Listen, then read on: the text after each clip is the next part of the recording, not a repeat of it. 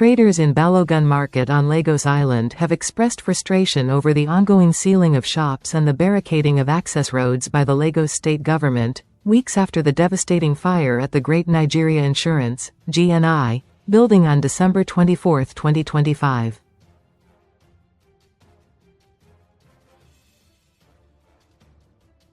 Daily Post reports that the inferno claimed 8 lives, including 3 members of the same family, Stephen Onyeka Omatu, Casmir Nnabuike Omatu, and Collins Kenechukwu Omatu.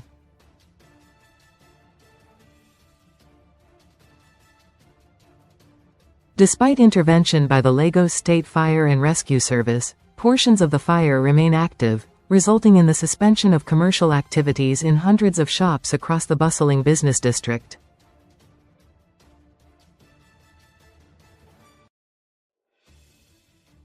During a visit to Balogun Market, traders gathered in groups, discussing next steps, mourning the victims, and expressing concerns about the prolonged closure of their businesses.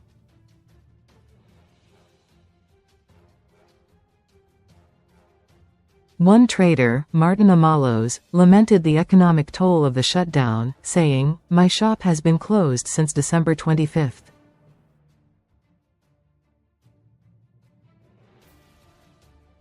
I can barely provide for my children. Many traders are stranded and unsure of how to cope."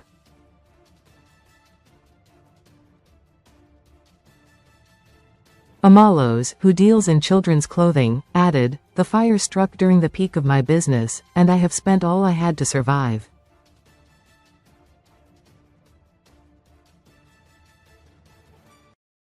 Another trader, Oduloye Bimpe, criticized the government for failing to offer any support.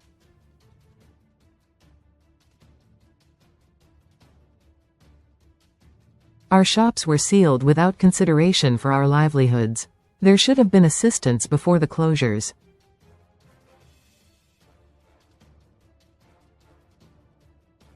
"Where do we go from here?" she asked. She also noted that the affected building should have been demolished by now.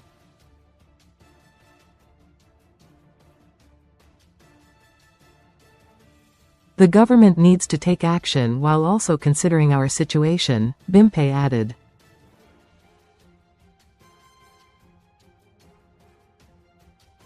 Fabrics trader, Maduabuchukwu Ifeakomili, echoed similar sentiments, highlighting the financial hardship caused by the closures.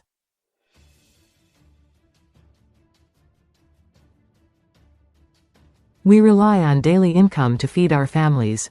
We appeal to the government to reopen the sealed sections of Balogun and surrounding areas before Saturday," he said.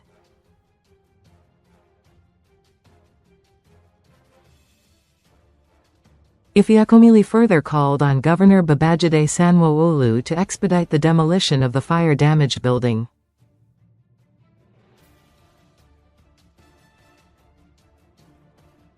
"There are also residents left homeless because their homes were sealed. Some of us are borrowing money just to eat," he added.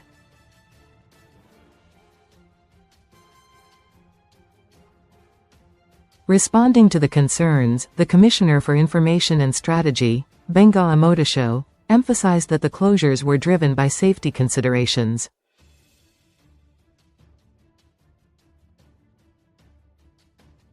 "We hope people will prioritize life over livelihood. The 25-story building is at risk of collapse, which could endanger everyone within a 100-meter radius," he said.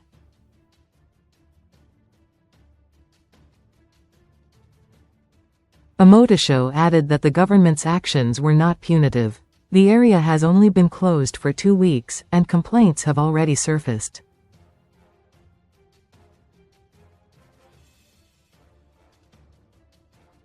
There are reports of people who entered the building to retrieve goods during the fire and never returned.